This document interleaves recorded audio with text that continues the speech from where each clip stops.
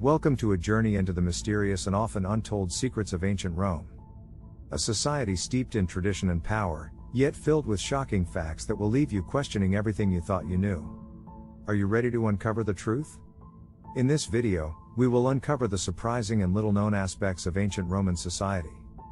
From the privileged few who were allowed to wear purple, to the dark practice of fathers selling their own sons into slavery. But that's just the beginning. We will delve into the mysterious laws surrounding adultery, the gruesome ultimate punishment of being thrown to the lions, and even the use of urine as a valuable commodity. So buckle up, and get ready to discover the shocking facts about the ancient Romans that have been hidden away for centuries. Wearing purple was banned. Let's begin with a seemingly innocent tradition, the color purple. But in ancient Rome, the wearing of purple was not just a fashion statement, it was a privilege reserved for the elite classes. You see, purple dye was extremely rare and costly to produce. It was said that only the emperor himself and a select few members of the upper class were permitted to wear it. But what about the common people? For them, the wearing of purple was strictly forbidden. It was a symbol of their lower status and a reminder of the power held by the elite. But why was purple so important to the ancient Romans? Its rarity and expense made it a symbol of wealth and power. In fact, the Latin word for purple, purpura, was also used to refer to the office of the emperor. This tradition of reserving purple for the elite classes had a profound impact on society, further emphasizing the divide between the rich and the poor. Prostitutes had to dye their hair blonde. Moving on to another shocking fact, in ancient Rome, prostitutes were required to dye their hair blonde as a way of identifying them as sex workers. The origins of this practice are uncertain. Some historians believe it was used as a way to distinguish them from respectable women, while others think it was a marketing strategy to attract customers. This practice was enforced through strict laws, and any woman found to be a prostitute without blonde hair could face severe penalties, including fines and even imprisonment. But what does this reveal about Roman society's attitude towards sex work? It highlights the societal stigmatization and discrimination faced by prostitutes. They were not only ostracized by the society but also subjected to specific laws and regulations, and marked by their physical appearance. Fathers could sell their sons into slavery. One of the most shocking practices in ancient Rome was the legal right of fathers to sell their own children into slavery.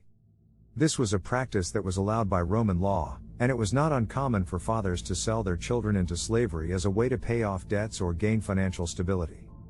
However, it was not as common as one might think.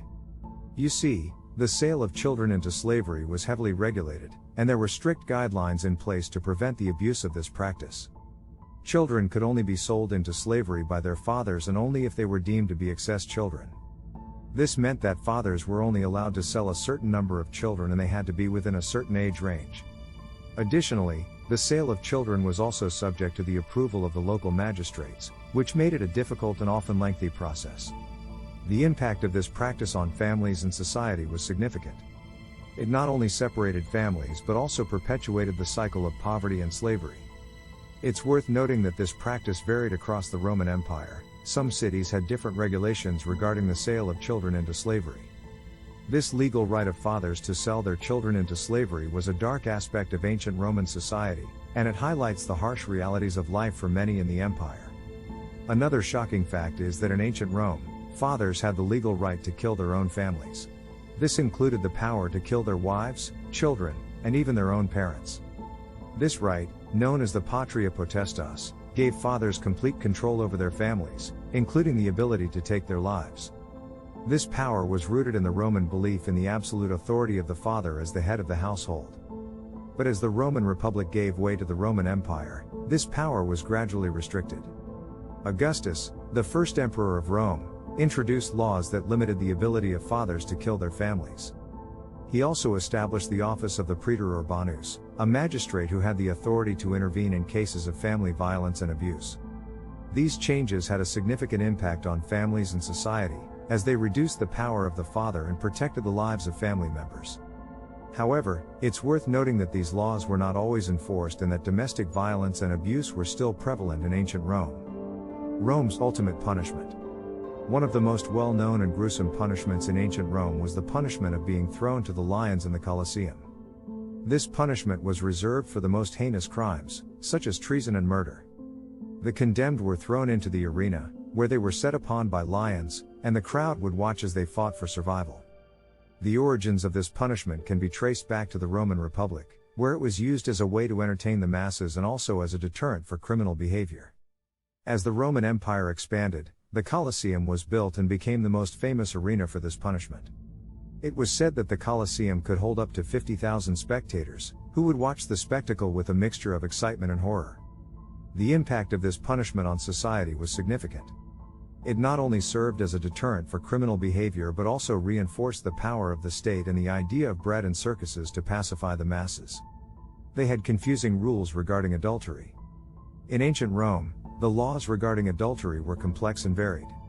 Adultery was considered a serious crime, but the punishment and the definition of adultery varied depending on the social class and gender of the individuals involved. For the upper classes, adultery was considered a private matter and was often dealt with within the family. Punishments for upper-class men were usually mild and included fines or social ostracism. However, upper-class women caught committing adultery faced severe punishment, including being stripped of their wealth and social status. For the lower classes, adultery was considered a public matter and was punished more severely. Both men and women could face fines, imprisonment, or even execution. These laws not only reflected the societal attitudes towards adultery but also reinforced the power imbalances between men and women and between different social classes. Urine was a valuable commodity. In ancient Rome, urine was not only a waste product, but it was also a valuable commodity. Urine was widely used for a variety of purposes, including as a cleaning agent for laundry and medicinal use. The high ammonia content of urine made it an effective cleaner and disinfectant. It was also used for teeth whitening and as a treatment for various skin conditions. The origins of this practice can be traced back to Romans' understanding of chemistry and their desire to find practical uses for waste products. The collection of urine was a well-organized industry, with public urinals set up throughout the city. Urine was collected, stored, and sold to various industries such as textile, leather, and medicinal. It's worth noting that this practice was not exclusive to ancient Rome and was also present in other cultures throughout history. These shocking facts give us a glimpse into the harsh realities of life for many in the empire and reveal the societal attitudes and beliefs of ancient Rome. Thank you for watching.